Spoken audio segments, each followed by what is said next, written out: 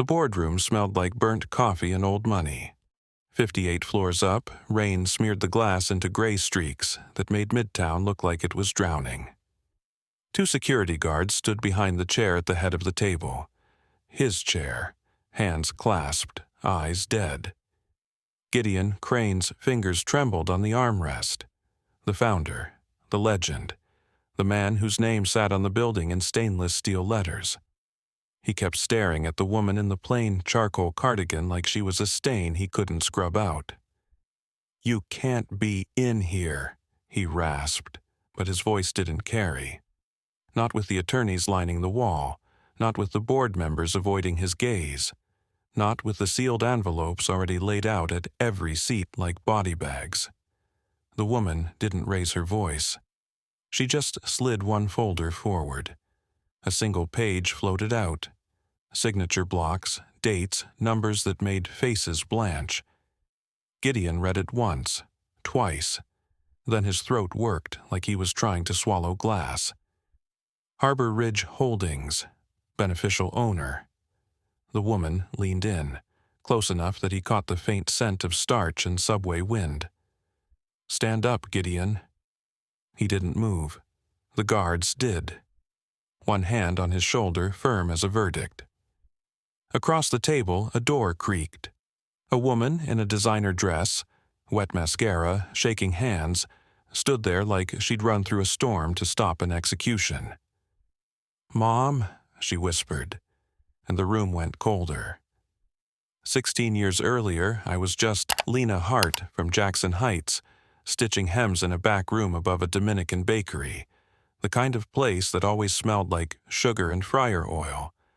My hands lived in thread. My knees lived in pain. I wasn't loud, wasn't flashy. I paid cash, rode the 7 train, kept my head down. My husband, Eddie, used to say, "Buildings lie with paint. Pipes don't."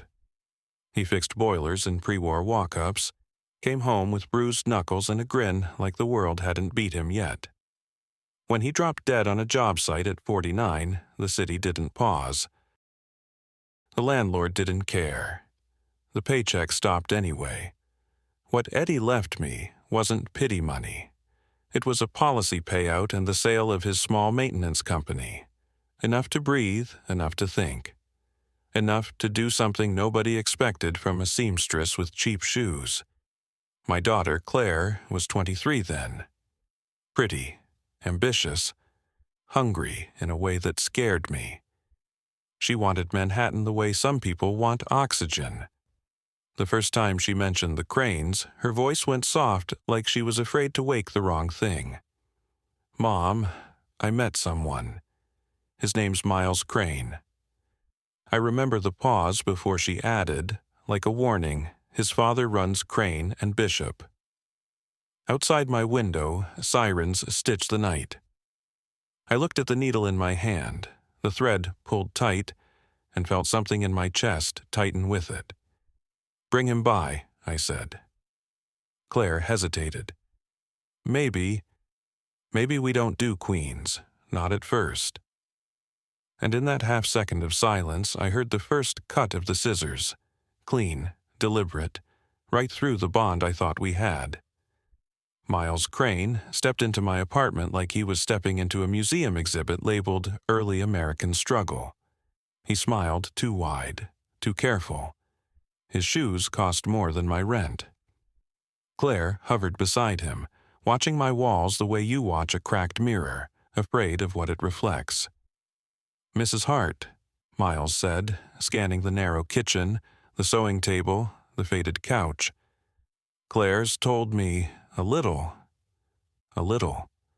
I poured coffee into mismatched mugs. He didn't touch his.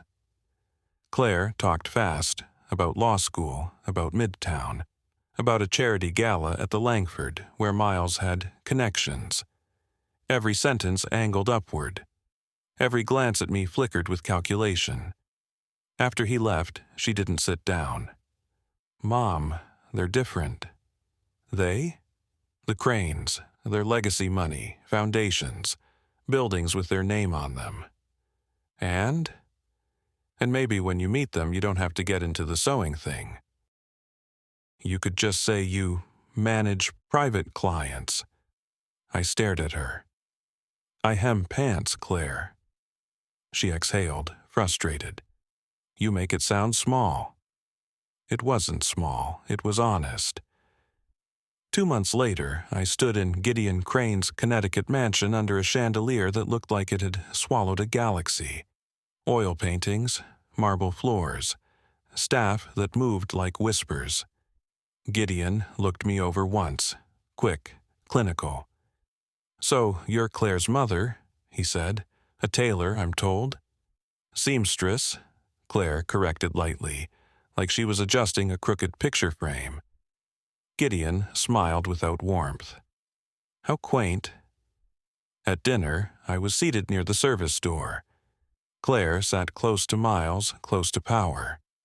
When Gideon started talking markets, acquisitions, liquidity freezes, she laughed at his jokes like applause was currency. Then he asked me, "And what's your view on the credit markets, Mrs. Hart?" Before I could open my mouth, Claire said, "Mom doesn't really follow finance. She's more hands-on." The table chuckled. I folded my napkin and let it pass. 3 weeks later, the world cracked. Banks froze. Headlines bled red. Crane and Bishop, Gideon's empire, was overleveraged, exposed. 2 bad days from collapse. I didn't hear it from the news. I heard it through Claire's bedroom wall. "They need $50 million, Miles whispered over speakerphone. "Dad says if they don't secure capital by Friday, it's done." Claire's voice trembled. "Can't the banks?" "No, nobody's touching us." I sat at my kitchen table that night with Eddie's old ledger open in front of me. Numbers, assets, liquidity. I'd built quietly, tech stocks, outer borough properties nobody glamorous wanted. I had the money, more than enough. The question wasn't whether I could save Gideon Crane, it was whether I should. Claire knocked on my door close to midnight, eyes swollen. "Mom, if something happens to Crane and Bishop, Miles loses everything." I looked at her, at the fear, at the ambition tangled together. "Would that change how he feels about you?" I asked. She hesitated. That was my answer. The next morning, I called an attorney who specialized in structures designed not to be seen.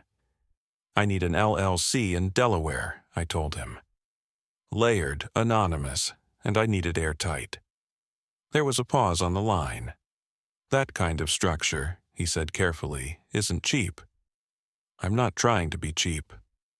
By Friday, Harbor Ridge Holdings existed on paper, and by Sunday night Gideon Crane was about to sign a deal that would save his empire, without ever knowing whose hand was holding the knife behind the rescue.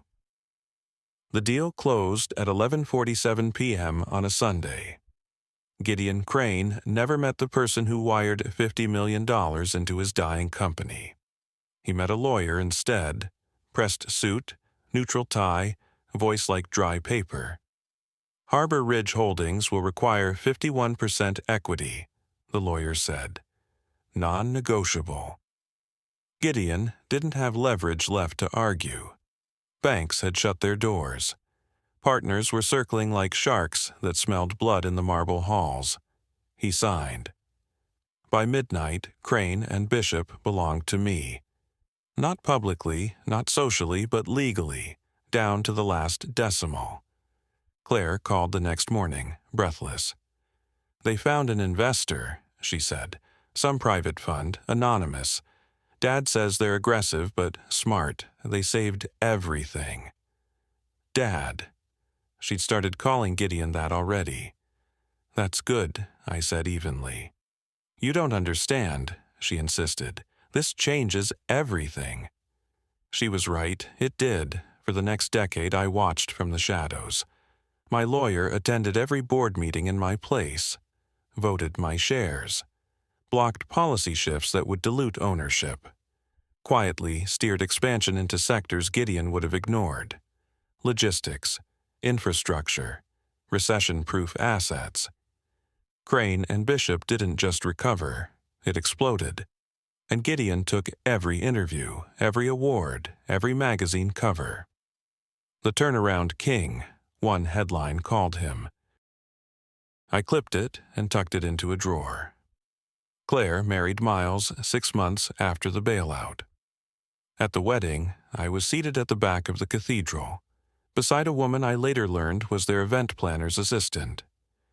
Claire floated past me in silk and diamonds without meeting my eyes. During the reception, Gideon raised a glass. We welcome Claire into a family built on discipline, standards, and legacy, he said. Despite her humble background, she's adapted beautifully. Laughter, polite, controlled.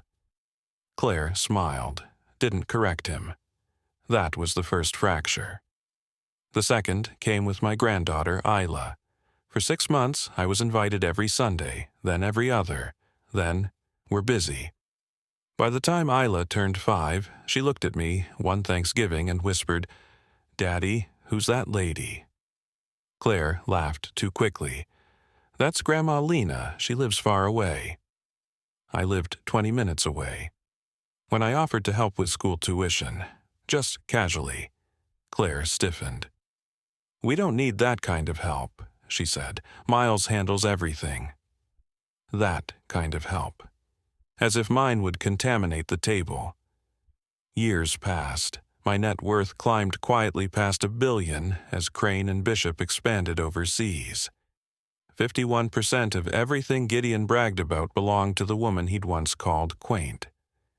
Then, last November, Claire called. "Mom, we want you at Thanksgiving, at the house." She hesitated before adding, "Gideon thinks it's time we discuss your situation." "My situation?" "You living alone, Queens. It's not really sustainable anymore." I could hear the script in her voice. Practiced. "Come," she said, "please." That Thursday, I wore a simple black dress and took a car to Connecticut. They seated me near the kitchen again. Halfway through dinner, Gideon tapped his glass. He announced succession plans, control shifting to Miles, shares restructuring, governance amendments that sounded technical and harmless, unless you understood ownership law. Unless you understood they were about to try and strip Harbor Ridge of its voting power. Strip me. Then Claire stood, smiling tight. "We've also been thinking about Mom," she said. "We'd like to set up a monthly allowance, $3,000, and there's a beautiful senior living community in New Jersey." The word she didn't say hung there anyway. "Burden?" I let her finish. Then I asked, softly, "So you want me to disappear?" Claire's jaw tightened. "You're making this dramatic." No, they were. I left before dessert.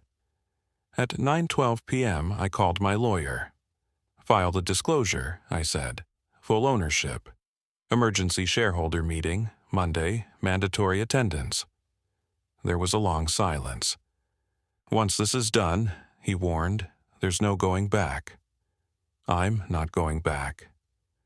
Monday at 2:05 p.m., I walked into Gideon Crane's boardroom, and this time I didn't sit near the door. The elevator ride up felt longer than 16 years. When the doors opened, the receptionist blinked at me like she was trying to place a ghost. I didn't slow down. My heels clicked across marble that my money had polished. Inside the boardroom, Gideon was mid-sentence. Something about governance efficiency, about tightening exposure. He stopped when he saw me. There's a particular silence that only exists when powerful men realize they miscalculated. It's thin, metallic. "Mrs. Hart," Gideon said, forcing a smile, "this is a closed meeting." "I know," I replied. I walked to the head of the table. He didn't stand. "You're in my seat?" he added, irritation sharpening his tone. "No," I said, "you are." My attorney entered behind me, calm as a priest. Envelopes were placed in front of every board member. Pages slid out. Eyes moved, faces changed. Gideon read the first paragraph, his skin drained. Harbor Ridge Holdings, beneficial owner, Lena Hart. His hand shook. This is a joke. It's a signature, my attorney corrected. Dated October 18th, 2008. Murmurs rippled. One board member leaned back slowly, like distance might soften impact. You? Gideon whispered. You've owned 51% this entire time? Yes. And you said nothing. You never asked.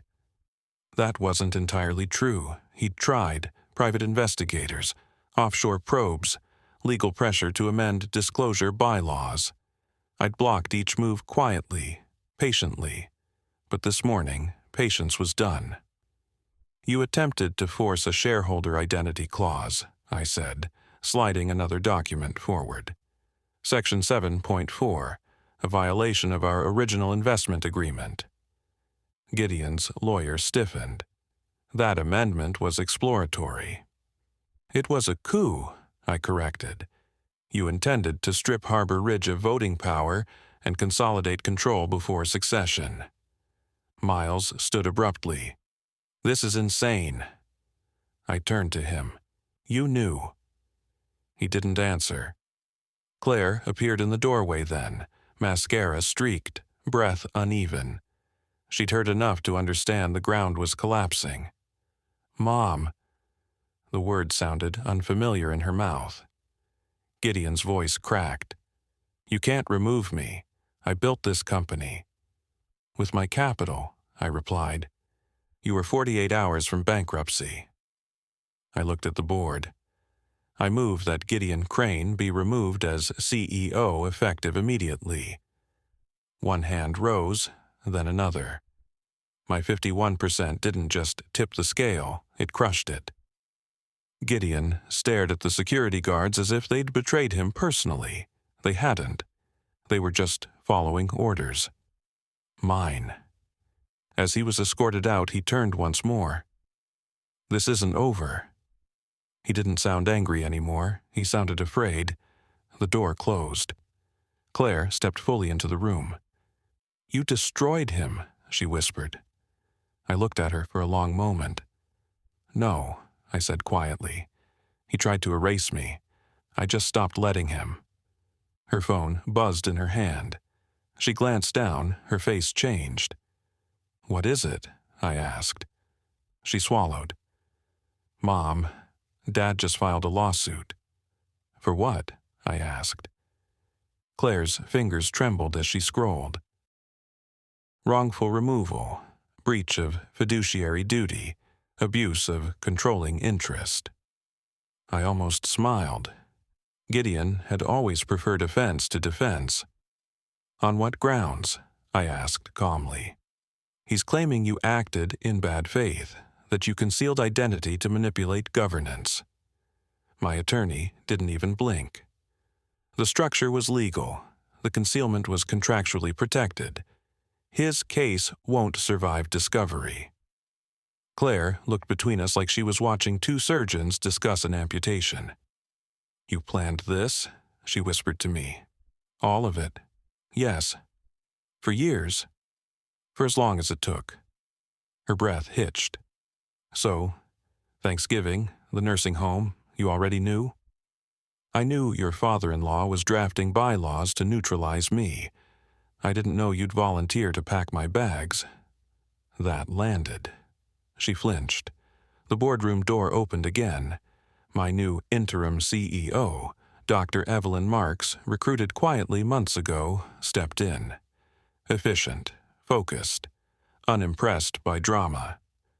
Legal has confirmed, she said, glancing at her tablet. Gideon's lawsuit was filed in Connecticut State Court. We'll countersue for attempted breach of shareholder agreement and fiduciary misconduct. She looked at me. We'll also need to freeze certain executive compensation accounts. Miles's name was on several of those accounts. Claire's face drained further. Miles didn't know about the bylaw maneuver, she insisted. He was present for preliminary drafts. My attorney replied evenly. We have emails. That's not... Claire, I cut in softly. Did he tell you about the amendment? Silence. That was answer enough. Her phone buzzed again. A message from Miles. She read it. He says Dad's going to war. He says this will get ugly. It already is, I said. Outside the glass walls, staff moved carefully, whispers spreading faster than market rumors. News alerts were lighting up financial feeds. Anonymous majority shareholder revealed. Founder ousted. Family rift explodes. 16 years of invisibility evaporated in one afternoon. Claire looked at me like she was seeing a stranger. I don't even know who you are, she said. I met her gaze. That was your choice. She shook her head slowly. If you'd told me, if I'd known, you would have treated me differently. It wasn't a question. Her silence confirmed it again. Evelyn's phone chimed. She frowned. There's another issue, she said. What now? I asked. She turned the screen toward me. Federal investigators had just opened an inquiry into historic financial transfers inside Crane and Bishop. Transfers dated 6 months after my initial investment. Amounts that didn't match any expansion I had approved. I looked up slowly. Who authorized those? I asked. Evelyn's expression tightened. They trace back to an internal executive account. She paused. Under Miles Crane's name. The room felt smaller. Claire shook her head immediately. That's impossible. Miles would never... Evelyn enlarged the report on her tablet.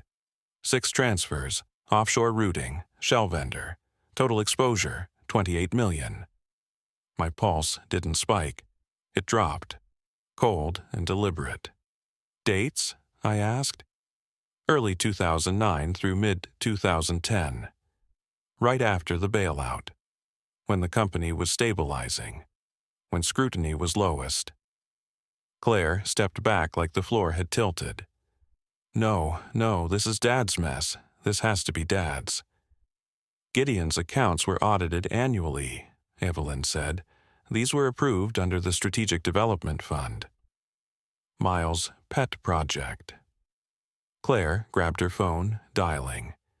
It rang twice before he answered. She put it on speaker without asking.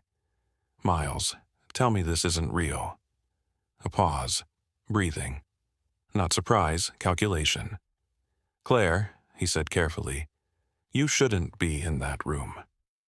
Did you authorize transfers through Baltic Meridian Group? Evelyn asked flatly. Silence again. Too long.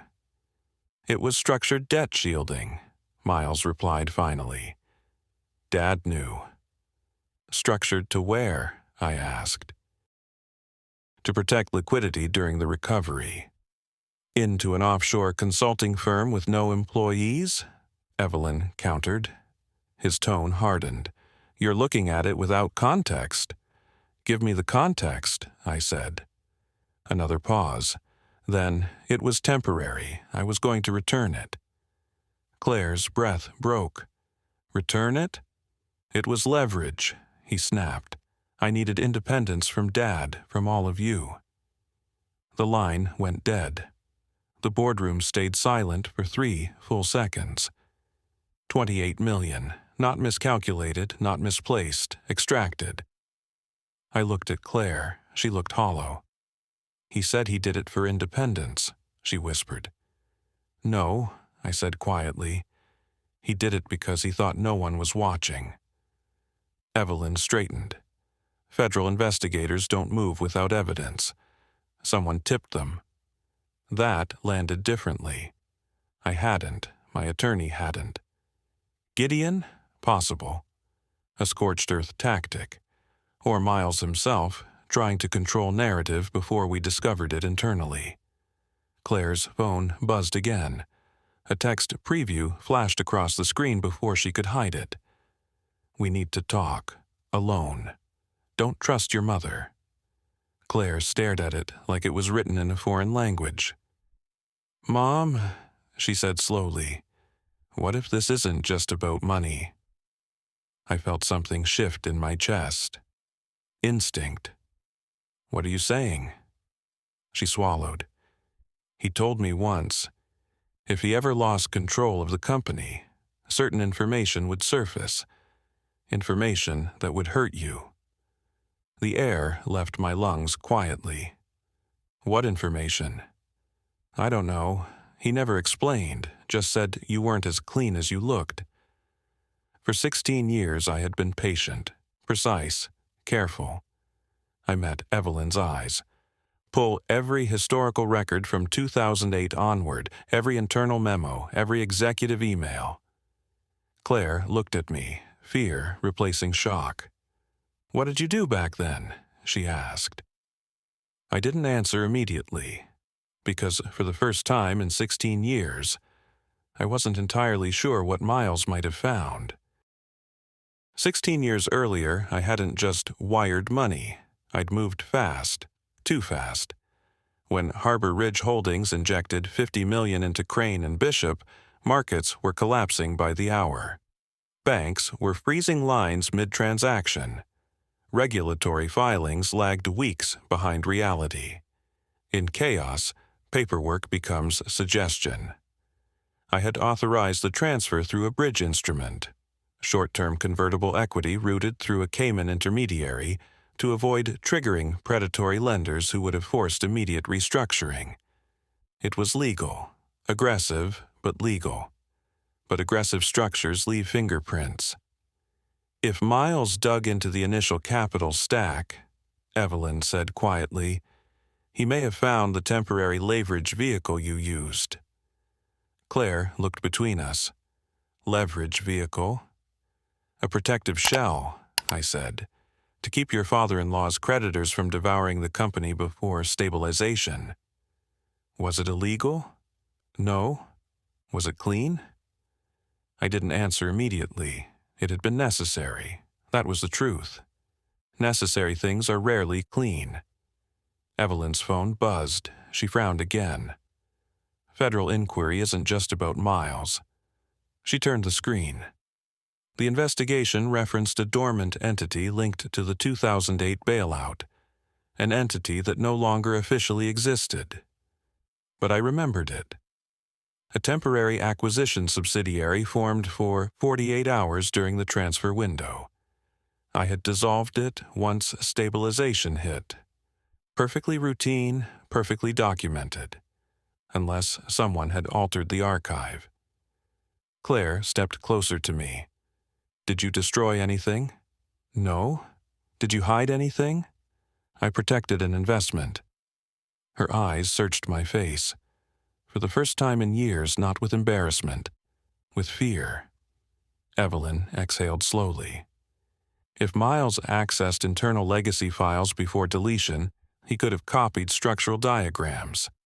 Even if the entity was dissolved, metadata trails remain. Which meant leverage. Not financial. Personal. Claire's phone rang again. Miles. She didn't answer.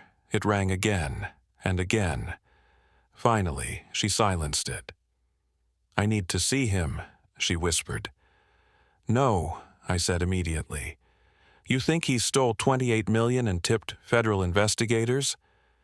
I think, I said carefully, that when control slips from men who've only ever known power, they don't fall quietly. Evelyn stepped toward the window, looking down 58 floors. We have another problem. What now? Stock volatility. News of the investigation is leaking. If markets believe there's historic structural fraud tied to majority ownership, they'll tie it to me, I finished. Yes. 16 years of invisibility had protected me. Now exposure cut both ways. Claire's voice cracked. He said if he ever went down, he wouldn't go alone. I felt the weight of that, not as threat, as strategy. Pull his access logs, I told Evelyn. I want every file he opened in the last 12 months. She nodded. Claire stared at me. If this explodes, if they freeze assets, what happens? I met her gaze steadily. They can't freeze what they can't find. Her breath caught. Because that answer wasn't as reassuring as it sounded. Miles didn't wait for markets to react. He went first. By 6:40 p.m., a financial blog published an anonymous tip. Majority shareholder linked to crisis-era shadow entity.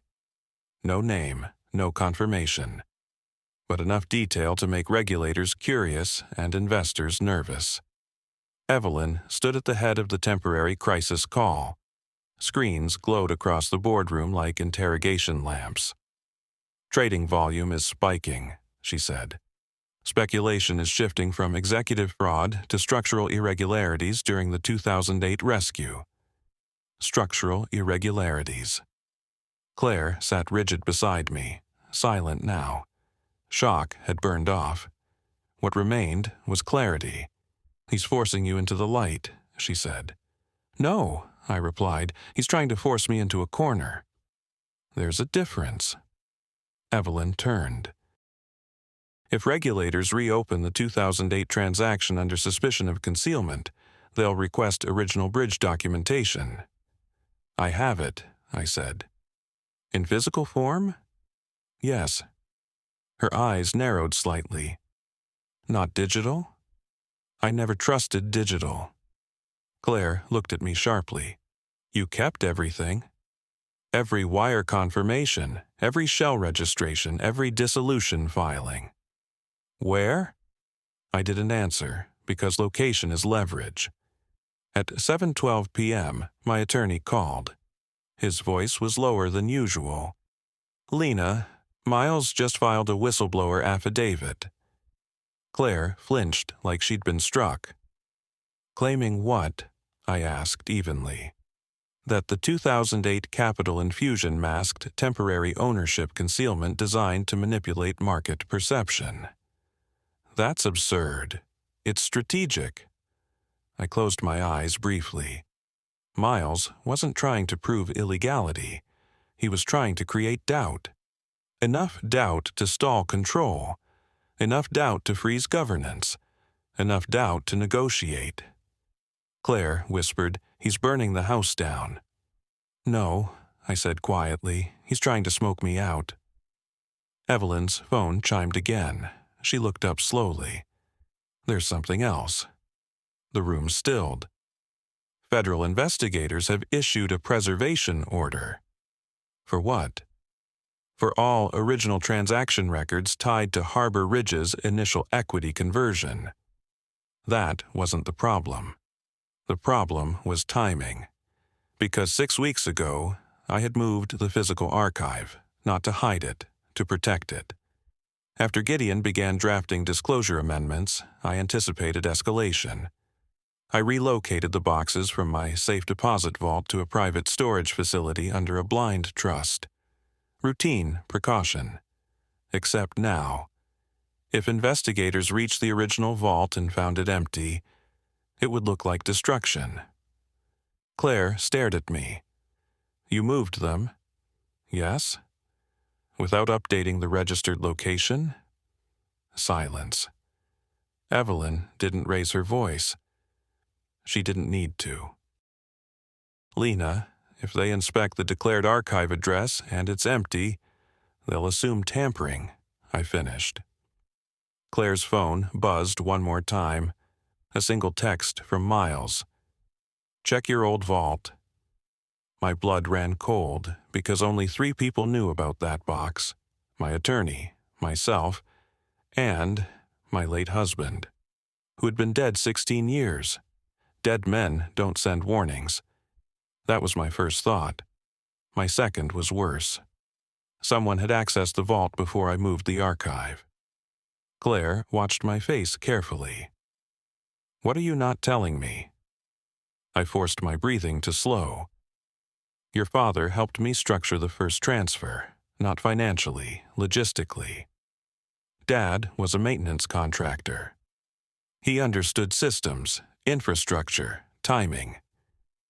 In 2008, when banks were collapsing mid-hour, Eddie had driven the original bridge documents across state lines himself to avoid electronic trace flags.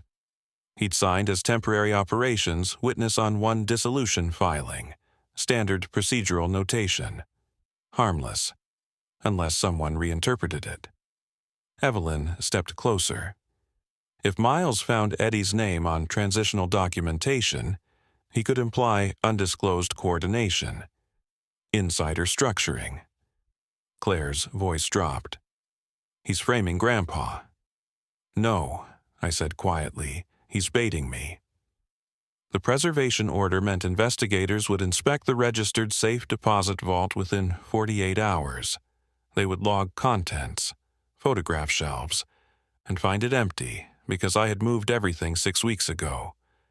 Claire grabbed my arm. Tell them you relocated it. It's not that simple. Why not?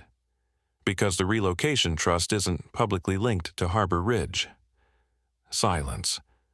Understanding bloomed slowly across her face.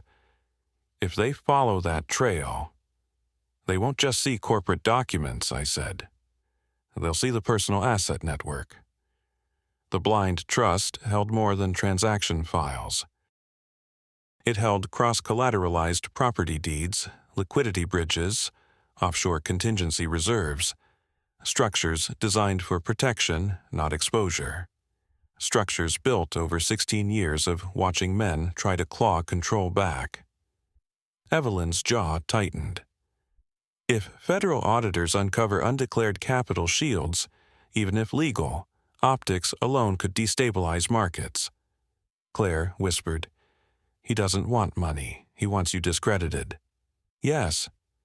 And possibly imprisoned in public perception long enough to regain leverage. My attorney called again. Lena, he said without preamble, Gideon just amended his lawsuit. To what? Conspiracy. Of course he did. Claire's hands were shaking now, but her voice steadied. What's the play? I looked at the skyline through the glass. Manhattan glittered like nothing had shifted, like empires didn't tremble behind polished windows. The play, I said slowly, is that Miles believes I'm protecting something bigger than reputation. Aren't you? Yes, but not what he thought. I turned back to Evelyn. Pull surveillance from the bank vault. I want timestamps on every access in the last year. She nodded. Claire's phone buzzed again. Not Miles this time. Unknown number. She hesitated, then answered. A man's voice, calm. Federal. Mrs. Crane, we'll need you to accompany us tomorrow morning regarding historical corporate coordination involving your mother. Claire's face drained of color. They think I'm involved, she whispered. I felt something sharp settle in my chest. Miles hadn't just targeted me, he'd widened the blast radius. And tomorrow morning, my daughter was going to be questioned under oath. Federal buildings are designed to make you feel small. Claire sat beside me in a gray interview room that smelled like recycled air and old carpet. No windows. One camera dome in the corner. One metal table bolted to the floor. She hadn't worn makeup. That mattered to me for reasons I couldn't explain. An agent slid a folder across the table. Mrs. Crane, we have reason to believe you were aware of structural manipulations tied to the 2008 equity transfer into Crane and Bishop. Claire didn't look at the folder. She looked at me. Were you? The agent pressed. She swallowed. In 2008, I was 23 and working entry-level PR. I didn't even understand what equity conversion meant. The agent flipped a page. Your husband has provided correspondence suggesting your mother coordinated off-book stabilization mechanisms. Off-book? I leaned forward. Define off-book.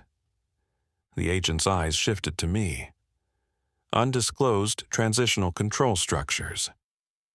Transitional entities were disclosed within regulatory grace periods during systemic collapse.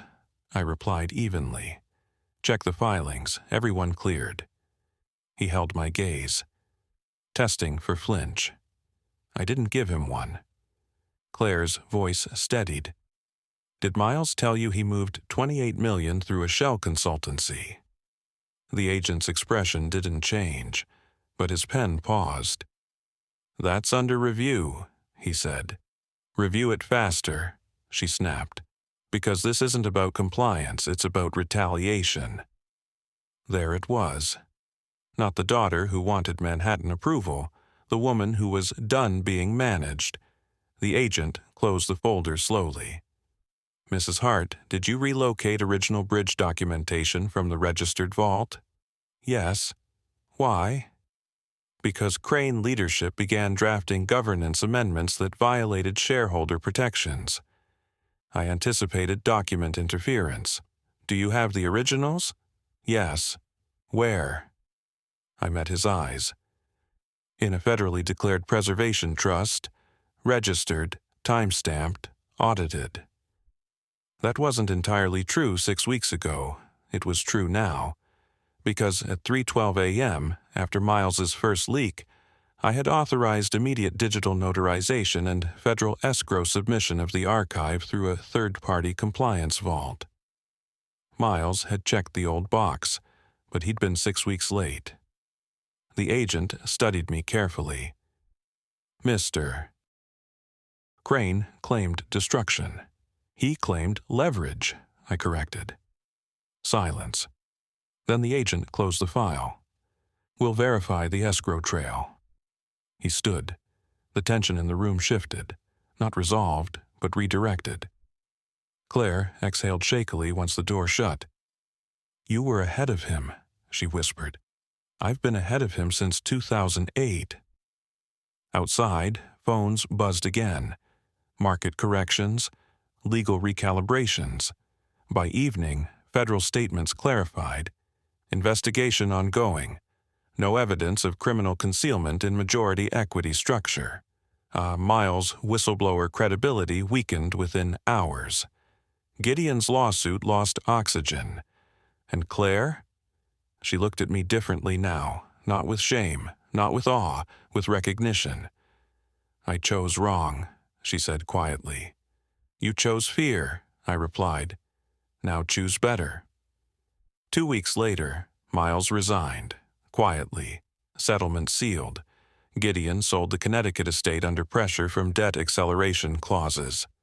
Evelyn formalized new governance controls. Transparent, unassailable.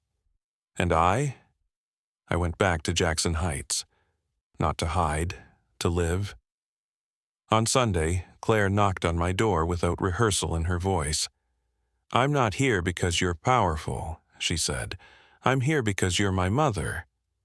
I let her in, not because she'd earned forgiveness, but because she'd finally earned honesty. 16 years ago, I saved an empire in silence. This time, I kept it, in the open.